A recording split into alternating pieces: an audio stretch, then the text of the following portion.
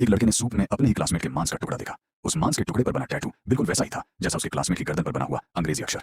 तभी सच्चाई सामने आई। रसोई की आंटी ने सूप को और ज्यादा स्वादिष्ट बनाने के लिए अपने ही बेटे के सिर को सूती कपड़े में लपेटकर एक लोहे के ड्रम में डाल दिया और पूरे 30 घंटे तक धीमी आंच पर पकाया। इसी से बेहद खुशबूदार और लाजवाब स्वाद वाला नूडल्स का शोरबा तैयार किया गया। जैसे ही नूडल्स की दुकान खुली, बड़ी संख्या में छात्र वहां खाने पहुंचने लगे। इसका स्वाद इतना जबरदस्त था कि एक कटोरा खाने के बाद दूसरा कटोरा खाने का मन करने लगता था।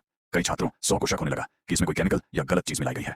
सच्चाई जानने के लिए एक इंटरनेट पर मशहूर लड़का कियांग गे भी लाइव स्ट्रीम करते हुए वहां पहुंचा। एक बड़े फैन की हौसला अफजाई पर कियांग गे ने हिम्मत जुटाई और चुपके से रसोई में घुस गया ताकि शोरबे के पीछे छुपे राज को उजागर कर सके।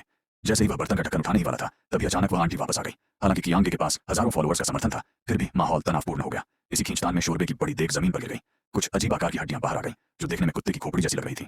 चूंकि वहां कुत्ते का मांस खाना गैरकानूनी था, कियांग गे ने मौके का फायदा उठाकर और बातें बनाई और आंटी से हड्डियों की सच्चाई बताने की मांग की। किसी को पता नहीं चला कि उसी दौरान आंटी ने सूती कपड़े में लिपटा हुआ इंसानी सिर चुपचाप छिपा दिया। छात्रों की गालियों और आरोपों के बावजूद आंटी ने कोई सफाई नहीं दी। इसके बाद उसकी नूडल्स की दुकान की हालत खराब हो गई और कारोबार पूरी तरह गिर गया।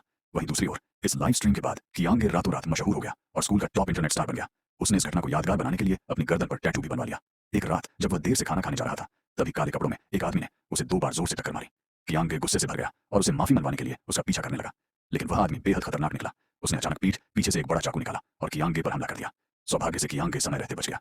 इस घटना के बाद भी वह नहीं रुका। वह फिर से उसी आंटी की नूडल्स की दुकान पर लाइव स्ट्रीम लेकर पहुंचा और आरोप लगाया कि आंटी उसे मारकर सच्चाई छुपाना चाहती है। आंटी कुछ कह पाती उससे पहले ही कियांग गे ने मेज पर रखी एक पुरानी